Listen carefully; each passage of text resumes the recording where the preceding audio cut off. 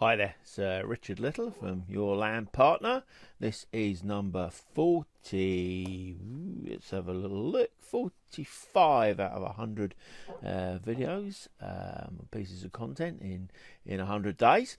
And we are in the middle of a mini-series about securing the deal, various aspects of what you'll come across when you're trying to, or when you're structuring something. So today I'm going to talk about two things very different in many ways. Is terms that you might come across as overage and clawback.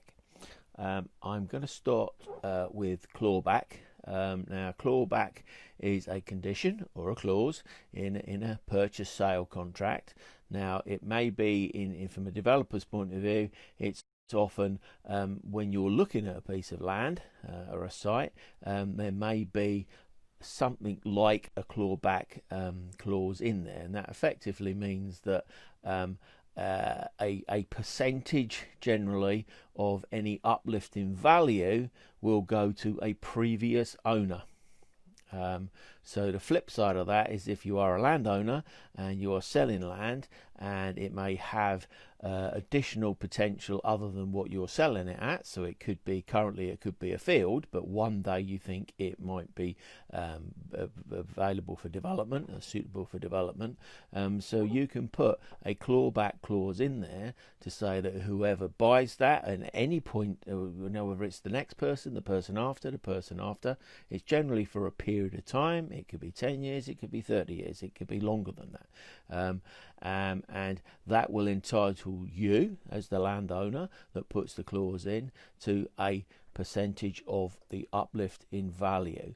So two very different things here. So clawback is two reasons to consider. That is one, if you're a landowner and selling something, and if you're selling something that you're not really sure whether there might be some additional value in the future, then put a clawback clause in anyway.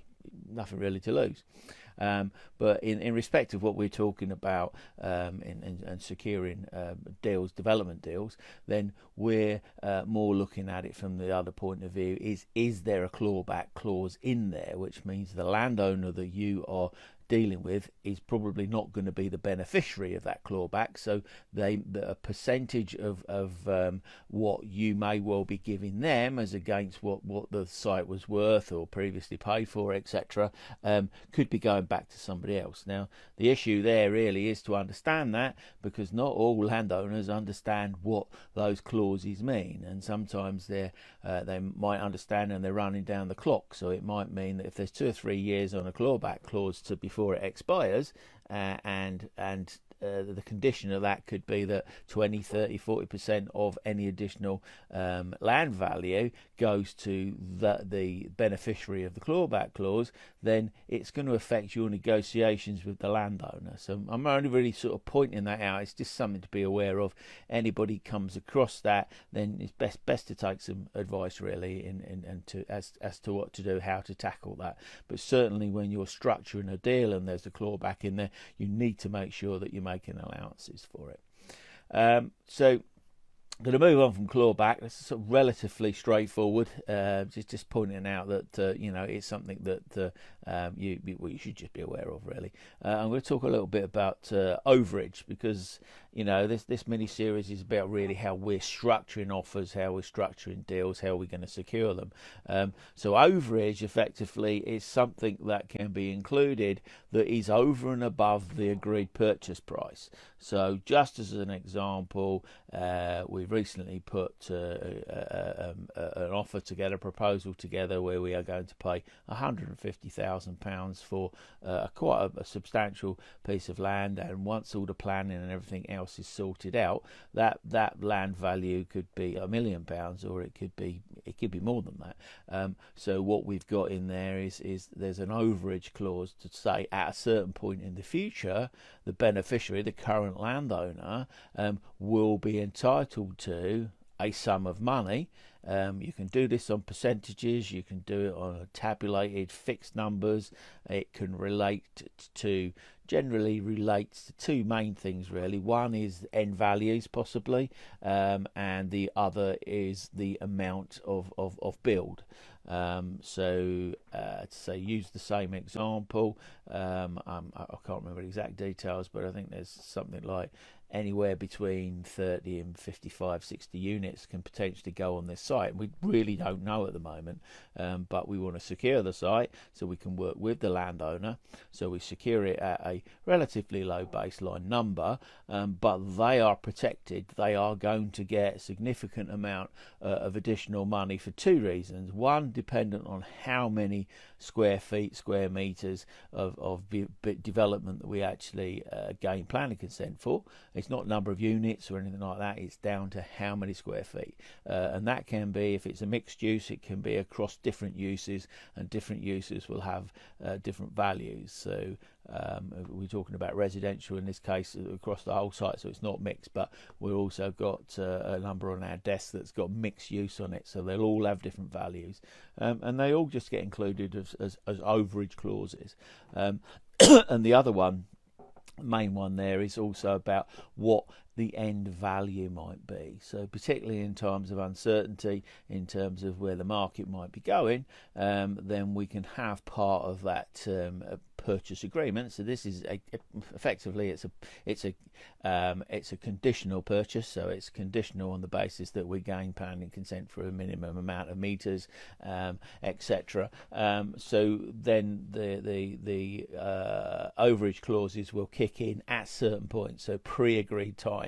So milestone dates during the process. So it could be on gaining planning consent, for instance, the landowner could receive an additional sum of money, which is again generally pre-agreed based on the extent of the development of the scheme, and then what we then got to say in that one, it's quite common that these type of overage clauses and the way that we use them is based on the end value. So as we start to say, is in times of uncertainty, we'll have a baseline end value of which everything works from. So say it could be, I work in meters, although I'm still really in feet, but I should be working in meters. So say it's £3,000 a square metre, which is fairly typical in a lot of the areas that we work, the end value. So anything that we perhaps get over and above that £3,000 a metre, either on completion, on sale, on refinance, at certain points you may have to agree a long stop date. So if you complete the project and you're not able to sell, then the landowner, the overage clause will kick in, and they will get a certain amount of money at that point based on a valuation, generally RICS valuation, that type of thing. So it might sound quite complex, and maybe I'm not explaining it in the best way, but overage is very, very, very important thing that we include in our proposals, our offers, and negotiations in with our landowners, because overage allows us to share the risk and share the reward with landowners, and principally that's one of our core sort of things that we do is we do look for the, I think commonly called the win-win, which is a bit twee really, I suppose, but we are looking for that. We much prefer to always work with landowners that we can work with, not against, and not trying to do them down, not trying to get it cheap or whatever, but equally we want to get it for a fair price. So we're working with commercially aware landowners that are prepared to take some of the risk but also get some of the rewards, so they can actually get a lot more for their land if they stick with us. So there's all sorts of other ways that we can incentivize that, if you like. But so today we're just really talking about overage clauses and the importance. So how they actually fit in with the whole process, as I say, particularly with the offer, and moving it forward into a contract. And pretty much most experienced commercial lawyers are familiar with overage agreements. They can you can get a bit creative and they get a bit too complicated, so we try and keep them simple. So it's pretty straightforward, for every square metre of planning consent that we get for residential use, in this particular case as an example, they will receive X. that's it. It's a number, and it's worked out, and then you can give them an idea. Well, if we get 50,000 square feet, or 5,000 square meters, or 10,000 square meters of resi building, they know what they're going to get. And as I say, on top of that, it's the value. You'll often get overage just based on the size and not the end value, because some landowners don't really want to get involved in the end value, so that's sort of not our preference. But hey, if they don't want to, then generally it will be set at a lower baseline.